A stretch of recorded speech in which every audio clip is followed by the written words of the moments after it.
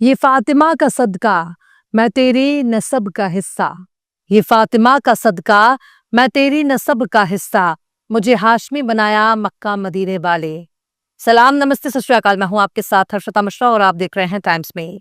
पूरे देश में इस वक्त पैगंबर से मोहब्बत करने वालों ने तूफान मचा रखा है। कदम कदम पर गेरुआ टोला और कच्छे वाली गैंग नाच रही है। वर्दी वालों को ईमानदार और आजाद होना चाहिए। भाजपा की सरकारें वर्दी वालों की नाकामी का गवाह बन चुकी हैं। आई लव मोहम्मद के साइन बोर्ड को देखकर सत्ता और सिस्टम ने इसे नई परंपरा बताते हुए दखलंदाजी शुरू कर दी है, जबकि अपने नबी से इजहार मोहब्बत जाहिर करना ना गुनाह है, ना अपराध है और ना ही इसे कानून की किसी भी धारा में शुमार किया जा सकता है, जबकि ये मजहबी आजादी का हिस्सा है। लेकिन इसे नई परंपरा बताकर रोकने की कोशिश हो रही है। इन सब में कच्चे वाली गैंग पूरी तरह से सत्ता और सिस्टम पर हावी हो चुकी है। देश के कई शहरों में कानपुर पुलिस के जरिए की गई कानूनी कार्रवाई के खिलाफ प्रोटेस्ट हो रहा है। कानपुर के बाद लखनऊ, पीलीभीत, बरेली, कौशाम्बी, उन्नाव और भदोही समेत कई जिलों में आई लव मोहम्मद लिखकर सत्ता, प्रशासन, पुलिस के खिलाफ प्रोटेस्ट किया जा रहा है। पुलिस बढ़ चढ़कर इजहार मोहब्बत करने वाले लोगों के खिलाफ केस दर्ज कर रही है। पुलिस अफसरों का कहना है कि ये विरोध प्रदर्शन बिना किसी इजाजत के हो रहा है। पर सवाल है कि क्या प्रशासन कोई भी विरोध प्रदर्शन करने की इजाजत देगा?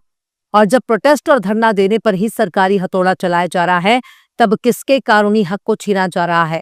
खासकर जब धरना खुद पुलिस और सिस्टम के खिलाफ होना है, तो उसके लिए परमिशन क्यों लिया जाएगा? लॉ एंड ऑर्डर संभालने वालों की जिम्मेदारी है कि वो किसी भी हालात को बिगड़ने से रोकें, और किसी भी हालात को कैसे बिगड़ने से रोकना है, इसकी पूरी जानकारी खुफिया विभाग के पास मौजूद है। लेकिन लोकल इंटेलिजेंस यूनिट यानी LIU को किसी भी होने वाली घटना से पहले इत्तला हो जाती है। इसके बावजूद भी अगर पुलिस किसी वारदात को रोक पाने में नाकाम होती है, तो इसके लिए दूसरों को जिम्मेदार नहीं ठहराना चाहिए। कई जगहों पर तो ऐसा भी माहौल देखा गया कि प्रदर्शन करने वालों और पुलिस अफसरों के बीच में नोकझोंक हो गई, बहसबाजी शुरू हो गई। पर बहस करने की जरूरत क्या है? अगर कोई प्रोटेस्ट कर रहा है तो प्रोटेस्ट करने दीजिए। अगर मामला हिंसक नहीं है तो केस मुकदमा दर्ज करने का कोई तुक नहीं है। इस देश को इंस्पेक्टर राज में तब्दील करने की क्या जरूरत है? इंडियन एक्सप्रेस के मुताबिक पुलिस उन लोगों के खिलाफ कानूनी कार्रवाई कर रही है जिन्होंने बिना इजाजत प्रोटेस्ट किया है। बाकायदा जिन लोगों ने बिना इजाजत जुलूस निकाला, उनके खिलाफ शांति भंग की कार्रवाई की जा रही है। इस पूरे मामले की जड़ कानपुर को बताई जा रही है। ये पूरा मामला ही उत्तर प्रदेश के कानपुर से होते होते उत्तराखंड के काशीपुर तक पहुंच गया। वहां से फिर गुजरात और फिर मुंबई में भी आई लव मोहम्मद लिखकर प्रोटेस्ट किया गया है। हर जगह प्रोटेस्ट करने वालों के खिलाफ कार्रवाई की जा रही है। वहीं दूसरी तरफ कानपुर की पुलिस अपना बयान जारी करके समझा रही है कि आई लव मोहम्मद लिखने पर FIR दर्ज नहीं हुआ है, बल्कि दूसरे समुदाय का पोस्टर फाड़ने पर FIR दर्ज हुआ है। जबकि मुस्लिम पक्ष खुद ही कह रहा है कि हमारे पोस्टर को फाड़ दिया गया, पर उनके इल्जामों को दरकिनार कर उल्टा उन पर ही एक्शन लिया जा रहा है। लेकिन FIR में झांक कर देखने पर पता चलता है कि आई लव मोहम्मद लिखने की घटना को नई परंपरा बताया जा रहा है। उत्तर प्रदेश के कानपुर से शुरू होने वाला ये तनाजा न सिर्फ यूपी बल्कि पूरे देश में फैल चुका है। आलिम दीन ने मुंबई के मालवानी पुलिस स्टेशन में एक एप्लीकेशन दिया है, जिसमें कानपुर पुलिस के जरिए दर्ज की गई FIR को गलत बताया गया है और बाकायदा हुकूमत से कार्रवाई करने की गुजारिश की गई है। ये पूरा मामला 4 सितंबर 2025 को कानपुर से सामने आया था, जहां 12 वफात यानी ईद मिलादुन्नबी के जुलूस के दौरान आई लव मोहम्मद लिखे एक पोस्टर को नई परंपरा बताकर हिंदू संगठनों ने विरोध करना शुरू कर दिया। हिंदू संगठनों ने इस पोस्टर को देखकर सख्त ऐतराज किया। अब ये बात बिल्कुल समझ से परे है कि आखिर हिंदुवादी संगठन को आई लव मोहम्मद लिखे जाने से क्या दिक्कत है। लेकिन पुलिस वालों ने बिना इजाजत बैनर लगाने का हवाला देते हुए लगाए हुए बैनर को हटा दिया। उस वक्त पुलिस ने किसी भी बवाल को होने से रोक दिया, समझा बुझाकर माहौल को शांत करा दिया। लेकिन ठीक एक हफ्ते के बाद कानपुर की पुलिस ने FIR दर्ज कर लिया। एक प्रोफेशनल पुलिस की जिम्मेदारी होती है कि किसी भी मामले को शांत करने के लिए दोनों पक्षों के बीच में अमन और सुलह कराया जाता है। इसके लिए ना तो किसी के खिलाफ केस दर्ज किया जाता है और ना ही शांति भंग के नाम पर किसी को जेल भेजा जाता है। आई लव मोहम्मद लिखकर बैनर लगाया गया, इससे कट्टरपंथी संगठनों को क्यों दिक्कत होने लगी? माहौल कौन खराब कर रहा था? ईद मिलादुन्नबी मनाने वाले माहौल खराब कर रहे थे, या पोस्टर का विरोध करने वाला गेरुआ टोला माहौल खराब कर रहा है? लेकिन पुलिस ने हिंदुवादी संगठनों के दबाव में आकर 25 लोगों के खिलाफ मुकदमा दर्ज कर लिया, जो पूरे बवाल की जड़ है।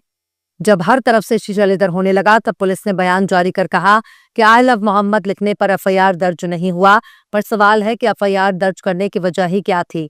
क्या सामने वाले के मजहब को देखकर FIR दर्ज किया जाएगा? पुलिस को थोड़ा सा प्रैक्टिकल होना चाहिए। वो पब्लिक के बीच में रहती है, समाज के बीच में रहकर पुलिस अपनी ड्यूटी करती है। वो कोई जंगल, झाड़ या पहाड़ में नहीं रहती।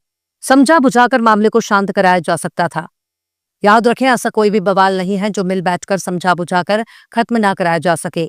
जो देश आपस में बहुत लड़ते हैं, लेकिन लड़ने के बाद जब गर्मी शांत हो जाती है तो आपस में समझौता करके अपने अपने कदम पीछे हटा लेते हैं। लेकिन जब यही लड़ाई झगड़ा पुलिस की निगरानी में होने लगता है और पुलिस एक तरफा कार्रवाई करती है तो सवाल तो उठता है कि आखिर पुलिस ने ऐसा क्यों किया। सबको मालूम है कि कोई भी शख्स अगर आई लव मोहम्मद लिखकर इज़हार मोहब्बत जाहिर करता है तो इससे किसी को दिक्कत नहीं होनी चाहिए। ना उससे कोई दंगा फसाद होने वाला है, ना उससे कोई बवाल होने वाला है।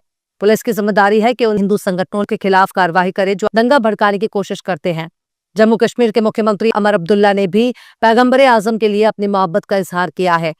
उमर अब्दुल्ला ने सवाल उठाया है कि कैसे 3 शब्द यानी आई लव मोहम्मद को गैर कानूनी माना जा सकता है। उन्होंने अदालतों से इस पर तुरंत कार्रवाई की गुजारिश की है।